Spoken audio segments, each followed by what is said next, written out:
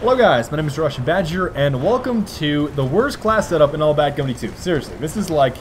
I know you could probably debate, defense, but Steve's gonna get in the face, the other Garand guy's gonna get in the face, and the final guy's gonna get in the face simply because triple kills. I felt like 3 was better than 2, so why not take an extra victim? So, the Garand and the M9 are the only things that I have unlocked on this new account that I totally am not gonna play on beyond this game probably, but...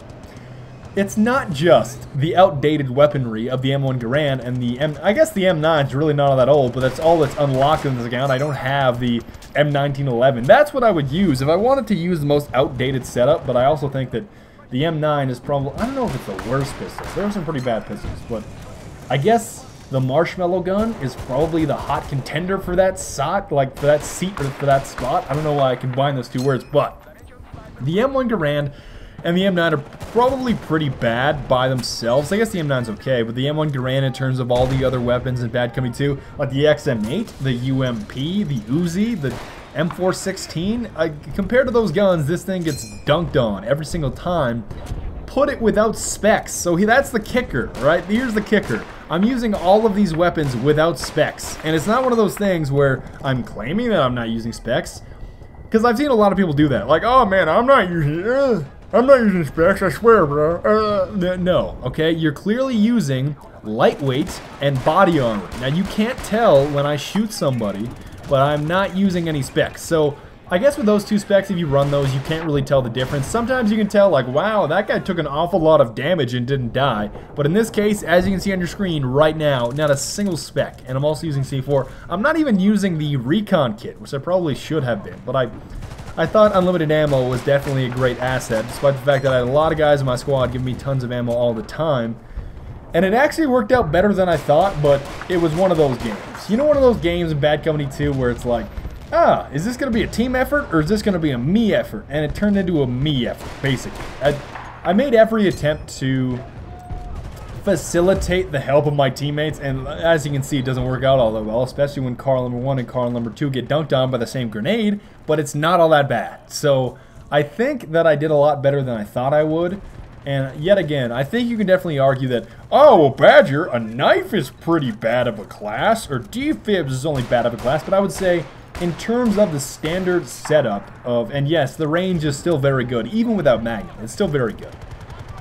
So I guess, yes, you can probably argue that, like using only your knife, or you going C4 only is probably the worst class setup, but I'm talking about the worst class setup in terms of actual primary and secondary weapons. So I thought I got tired of waiting on B, so I said, basically YOLOstrats.com 420 blaze it, and I said, you know, why not go over to A and arm A? Despite the fact that I could have been a huge catfish and just put C4 all over the walls, which was going to happen anyways. I might as well give myself the benefit of the doubt and say, I like to be quite respectful in terms of the enemy team. Although I get the bush monster in the face, I eventually get mowed down.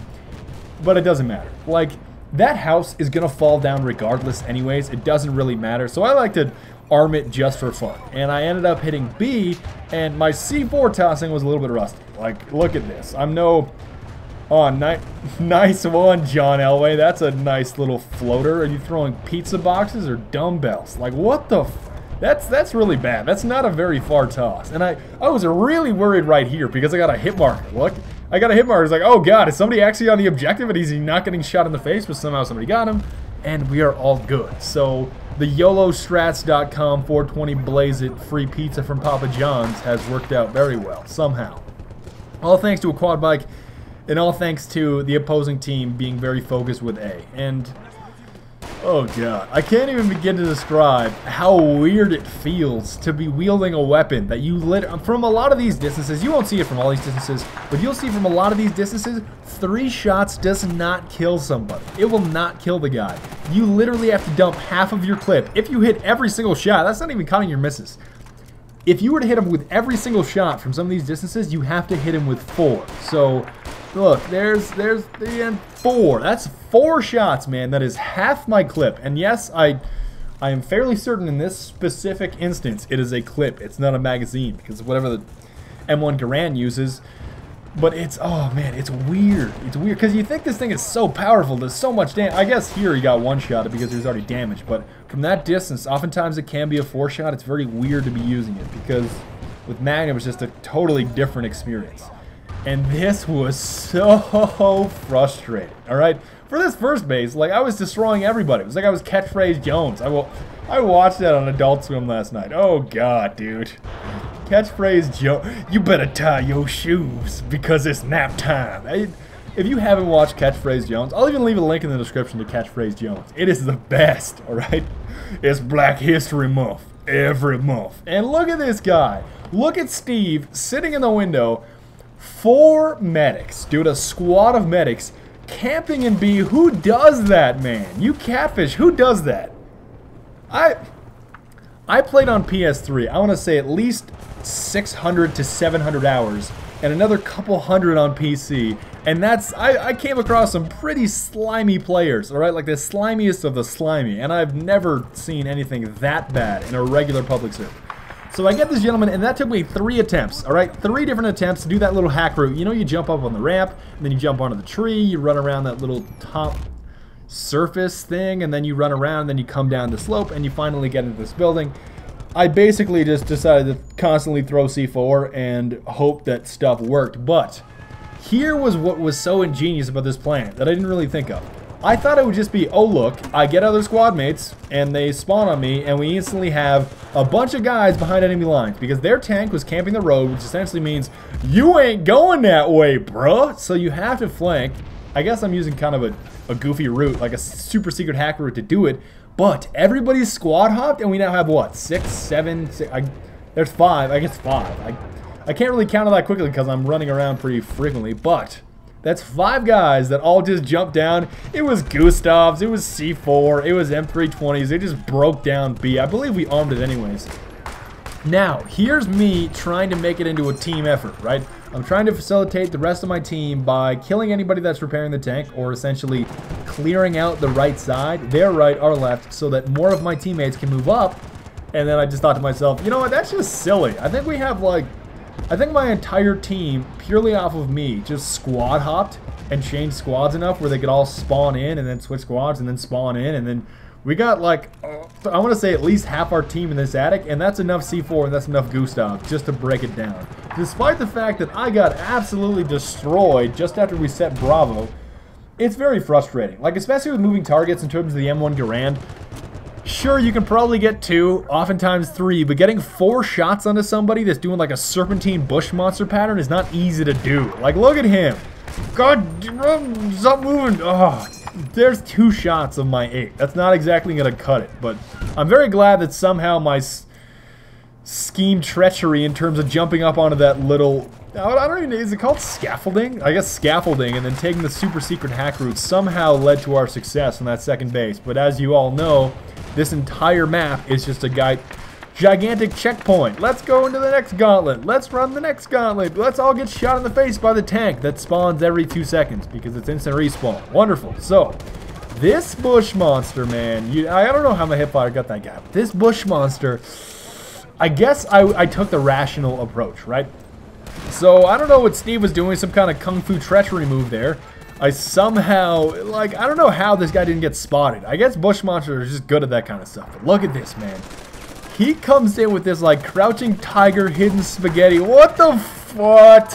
What? And look. Okay, I get revived, right? I get revived by Milos, and I was gonna, like, I don't approve of your conduct, but you know what? Cooler heads prevailed, and I ended up shooting him in the back. And you know what? He comes back for sloppy seconds at least 6 or 7 times, and each and every time I shoot him in the face with my Garand. It's actually quite laughable, at least if you ask me. I find it very funny. So if I were to give you a final verdict as to how much my team helped me, and this just went straight up behind enemy lines stuff, it was really covert. So I almost feel like it's one of those German DVDs in terms of like this. Some of the German, well, I guess it's more Rosetta Stone, but Rosetta Stone, sometimes they ask like little questions like, should Heinrich or Heinrich play on the railroad tracks? And they'll say, ja oder nein. And obviously it'll be no, like 9. It's an easy question to answer, Rosetta Stone. That's obviously a no. So you'll say, 9.